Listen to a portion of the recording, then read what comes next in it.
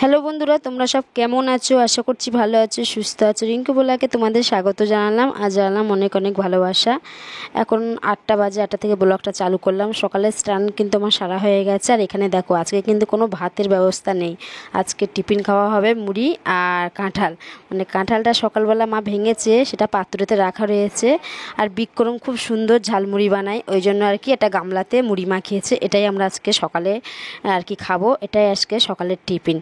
তো আমি আজকে অনেকটা কেচেছি, সেসব কেচে গামলাটা আমি পটে রেখে দিয়ে এবারে হচ্ছে দাবার দিকে এসেছি। এবার ড্রেসটা চেঞ্জ করব। আর এখানে দেখতে পাচ্ছ তন্ময় হচ্ছে মানে মুড়িটা খাবে বলে খুবই ব্যস্ত হয়ে রয়েছে। তো দেখো, এই যে আমি এতটা জিনিসপত্র কাচাকুচি করেছি, মানে ঘরের পর্দা, জানলার পর্দা, এসবগুলোই কাচাকুচি করেছি। তারপরে হচ্ছে মুড়িটা খেতে বসে গেছি আমি। ওরা অলরেডি খাওয়া আরম্ভ করে দিয়েছে। তন্ময় বলছে, মা যদি তাড়াতাড়ি মুড়ি খেতে চাও তাহলে এখানে বসে পড়ো, নাহলে কিন্তু আমরা বিশাল স্পিডে মুখটা নাড়ছি, তুমি আস্তে আস্তে কিন্তু মানে শেষ হয়ে যেতে পারে। তো আমি বলছি ঠিক আছে, তোরা খেয়ে যদি থাকে তবেই খাবো, নাহলে খাবো না, কোনো ব্যাপার নেই। তো আমি বলছি ঠিক আছে তোরা খা, আমি একটু ঘরের থেকে আসছি। তো ঘরে এসে একটু মাথা টাথাগুলো ছিনে নিয়েছি, সিঁদুরটা পরে নিয়েছি। তারপরে এবারে যাব খেতে।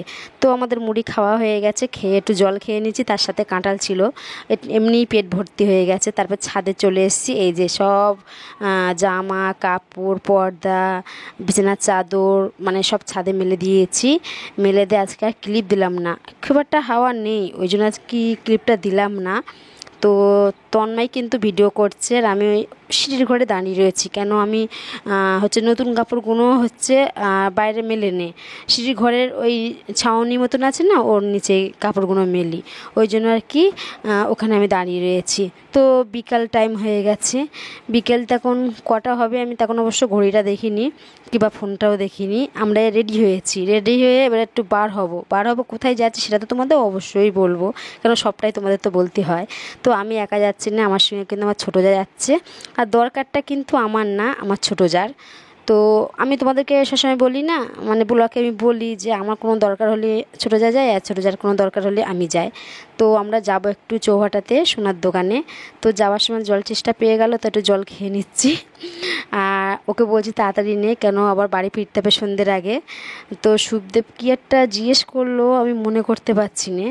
তো সেইটার উত্তর আমি আমার জল খেতে খেতে দিচ্ছি। ও আমাকে দেখে হাসছে, ও গা ধুয়েছে, এত গরম পড়েছে।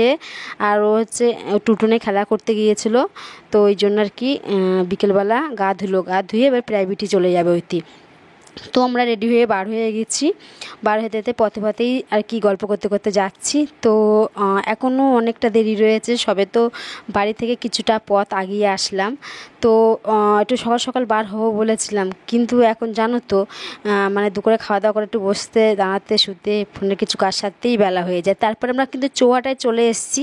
স্কুলটা কিন্তু এই পাঁচিল দেখতেছো না, এই পাঁচিলের মধ্যে আমি কিন্তু চৌহাটার স্কুলের ভিডিও করেছিলাম, জানো তো।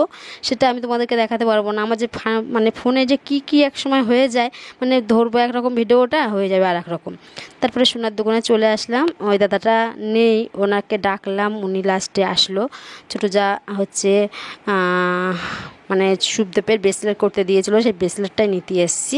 তারপর আমাদের কাজ মিটে গেছে, বাড়ি চলে এসেছি। বাড়ি এসে দেখি তোমাদের দাদা কিন্তু হাট থেকে মাছ নিয়ে এসছে, এই যে, কিন্তু কাটতে হবে না, এটাই হচ্ছে বড় ব্যাপার।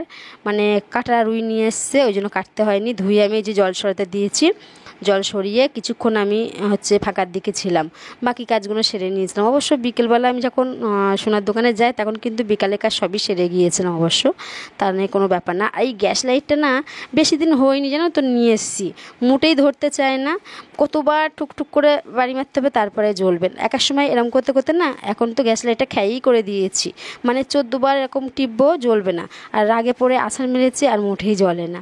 তো যাই হোক, কড়াটা বসিয়ে দিয়েছি। কিছুটা বাসন আর কি মানে দুপুরের খাওয়া দাওয়া ছিল, সেটা বাসনগুলো আর কি এলোবিলি হয়ে রয়েছে। তো আমি ঝাঁকাতে এই যে উপর দিয়ে দিচ্ছি, জলটা সরে যাক আর কড়ার তারে তেলটা দেবো এখন পরে, কড়াটা গরম হয়ে যাক। আর এই কড়াটা না আমি বললাম না তোমাদেরকে, বললাম না এই বুলাকে বলছি না, একটা অন্য বুলাকে বলেছি যে এই কড়াটা এত সুন্দর ভাজাভুজি করতে ভালো লাগে না, এই কড়াটার মায়া আমি ছাড়তেই পারি। কিন্তু বেশি ভালো করে কড়াটা আমি মাজি নেই, কেন জানো তো, কারণ এর আউ বেশি দিন নেই, মানে বিশাল অবস্থা খারাপ। আমাদের যে কদিন হয় এরমভাবেই চলুক, তারপরে আরেকটা কড়াই আছে সেটা ব্যবহার করবো। আর ওটা এতটাই মোটা, গ্যাসে রান্না করি তো একটু সময় লাগে বিশাল, মাছ টাছ ভাজতে গেলে না কড়াতে জড়িয়ে যায়, ওই জন্য আর কি এই কড়াটা ব্যবহার করি আমি সবসময়। তো যাই হোক, কড়াটা গরম হয়েছে কিনা হাত দিয়ে একটু দেখে নিলাম, আর দেখতে গিয়ে কিন্তু একটু ছ্যাঁকাও খেয়ে নিলাম, কোনো ব্যাপার না, ওরকম ছ্যাঁকা তো মাঝে সাঝে খেতেই হয়। তারপরে তেল দিয়ে দিয়েছি, তেলটা গরম হয়ে গেছে, এক এক করে আমি মাছটা দিয়ে দিয়েছি। মাছটা দেওয়া হয়ে গেল, মাছটা ভাজা হয়ে গেলে তারপরে রাতের খাওয়া দাওয়াটা করব।